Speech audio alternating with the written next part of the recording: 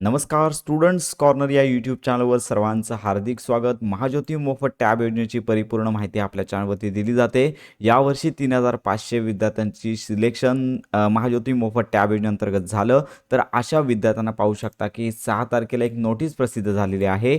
महाज्योतीमार्फत राबवण्यात येणाऱ्या जेई नीट MST CET 2025-27 परीक्षा पूर्व प्रशिक्षण योजनेअंतर्गत निवड झालेल्या विद्यार्थ्यांना महत्त्वाची सूचना. स्कॉलरशिप संदर्भातील ही सूचना पोर्टलवरती प्रसिद्ध करण्यात आलेली आहे. तर अशा प्रकारे ही नोटीस पाहू शकता. तर याच्यामध्ये महत्त्वाची सूचना येथे पाहू शकता की महाज्योतीमार्फत राबवण्यात येणाऱ्या जेई नीट MST CET 2025-27 जे परीक्षा पूर्व प्रशिक्षण आहे म्हणजेच महाज्योती मोफत टॅब प्रशिक्षण योजना. तर महाज्योती मोफत टॅब योजनेअंतर्गत ज्या विद्यार्थ्यांची निवड झाली अशा विद्यार्थ्यांना पाहू शकता की टॅबमध्ये पोस्टपेड जे सिम कार्ड आहेत तर या विद्यार्थ्यांना पोस्टपेड सिम कार्ड अंतर्गत प्रत्येक दिवसाला 6 GB इंटरनेट पुरवला जातो. पण यावर्षीचा नियम बदललेला आहे. विद्यार्थ्यांना त्यांचं सिम वापरण्यास सांगितलेलं आहे. 2025-26 मध्ये विद्यार्थ्यांनी स्वतः सिम कार्ड वापरायचं आहे आणि स्वतःचं सिम कार्ड वापरून त्यांना जो लागणारा खर्च आहे दरमहा ₹500 लक्षात घ्या 3 महिन्यांचे 1,500 प्रमाणे जो लाभ आहे तो वितरित करण्यासंदर्भातली ही नोटीस आलेली आहे. पण लाभ वितरणापूर्वी विद्यार्थ्यांनी पाहू शकता की जेई नीट MST CET 2025-27 परीक्षा पूर्व प्रशिक्षण योजनेअंतर्गत निवड झालेल्या सर्व विद्यार्थ्यांनी राष्ट्रीयकृत बँकेचे म्हणजेच लक्षात घ्या नॅशनलाइज बँकेचे खाते उघडून आधार क्रमांक बँक खाते क्रमांकाशी संलग्न करणे गरजेचं आहे.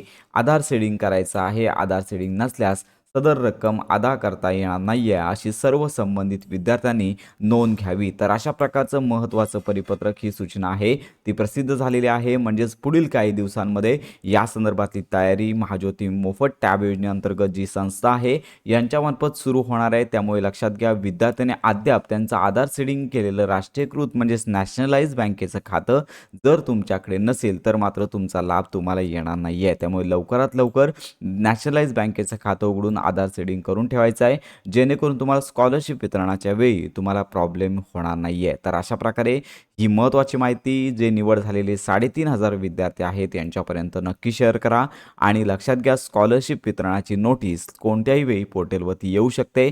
अजून तरी स्कॉलरशिप वितरण झाले नाही आहे. स्कॉलरशिप वितरण झाल्यानंतर याच पोर्टलवरती नोटीस बोर्डवरती नोटीस येईल आणि संपूर्ण माहिती आपल्यामार्फत दिली जाणार आहे. तर अशा प्रकारे महाज्योती मोफत टॅब योजनेसंदर्भात खात्रीशीर माहिती आपल्या चॅनलवरती दिली जाते. त्यामुळे लक्षात घ्या तुमच्या जर काही या संदर्भात शंका असतील तर आपल्या कमेंट बॉक्समध्ये नक्की कळवा. योजनांसंदर्भात खात्रीशीर माहितीसाठी स्टुडंट्स कॉर्नर या यूट्यूब चॅनल लाईक, सबस्क्राईब आणि हाईप नक्की करा.